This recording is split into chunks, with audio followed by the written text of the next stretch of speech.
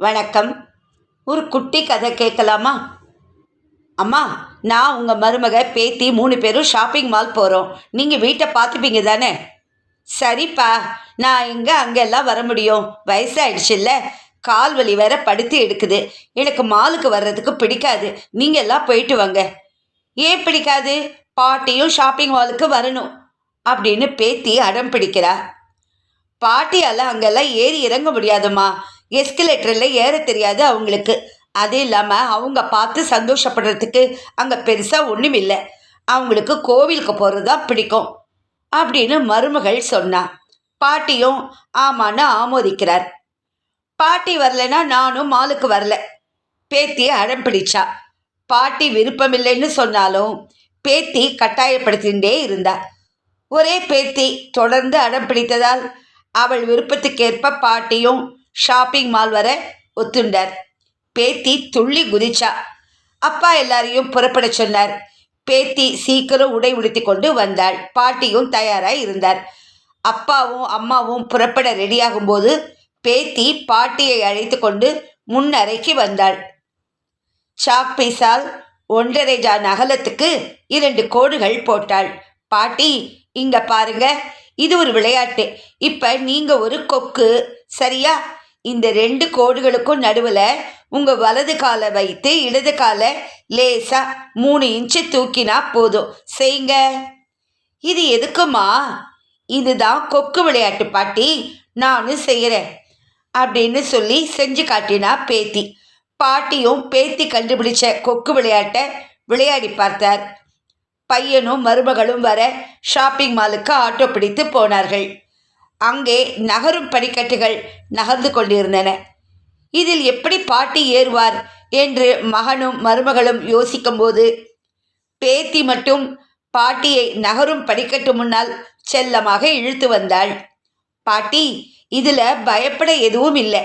இப்போ நீங்கள் கொக்கு விளையாட்டு விளையாடுங்க அப்படின்னு சொன்னா. பாட்டி கைப்பிடியை பிடித்து கொண்டு வலது காலை நகரும் படிக்கட்டில் வைத்து இடது காலை 3-4 இன்ச்சு மேலே தூக்கினார். மேலே நகர்ந்தார். பின் இடது காலையும் வைத்து 2 காலால் நின்றார்.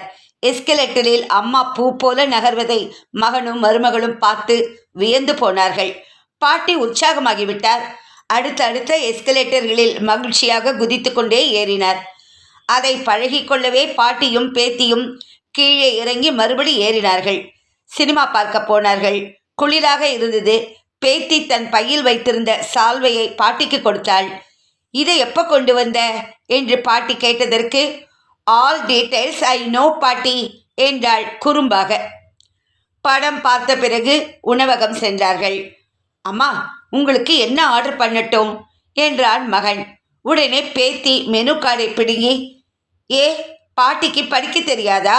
அவங்க கிட்ட மெனு கார்டை கொடுங்க, பிடிச்சதை அவங்க ஆர்டர் பண்ணுவாங்க என்றாள். பாட்டி மெனுவை பார்த்து ஆர்டர் செய்தார்.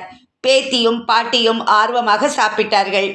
பின் மாலில் வீடியோ கேம் விளையாட்டுகளையும் பாட்டியும் பேத்தியும் விளையாடினார்கள். வீட்டுக்கு கிளம்பும் நேரத்தில் பாட்டி டாய்லெட் சென்றார்.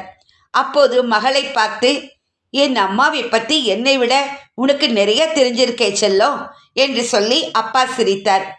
அப்பா, அதோ பாருங்க, குட்டி பாப்பாவை அந்த ஆன்ட்டி கூட்டிட்டு வரும்போது எவ்வளவு ஏற்பாடுகள் செய்துட்டு வராங்க. பால் பாட்டில், துடைக்க துண்டு, டயப்பர்ஸ், இப்படி எவ்வளவோ ஏற்பாடுகள்.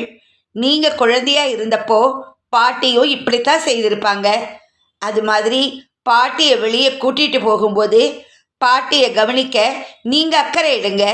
அதையே செய்கிறது இல்லை. எல்லோருக்கும் ஷாப்பிங் மால் பார்க்க ஆசையாக தான் இருக்கும். நீங்களாவே வயசானவங்க கோவிலுக்கு தான் போவாங்க, ஜாலியாக இருக்க மாட்டாங்கன்னு நினச்சிக்காதீங்க. அவங்க வரலைனாலும் மனசுக்குள்ள ஆசை இருக்கும். நீங்கள் தான் வற்புறுத்தணும்ப்பா என்றாள். தன் மகளிடம் புதிதாக கற்றுக்கொண்ட மகிழ்ச்சியில் அப்பா நெகிழ்ந்து போனார். இத்துடன் இந்த கதை முடிவடைந்தது. ரொம்ப அருமையாக ஒரு குழந்தை உணர்த்திட்டா. பெரியவாளை எப்படி நடத்தணும், பெரியவர்களை எப்படி சந்தோஷப்படுத்தணுங்கிறது அந்த பேத்திக்கு தெரிஞ்சிருக்கு.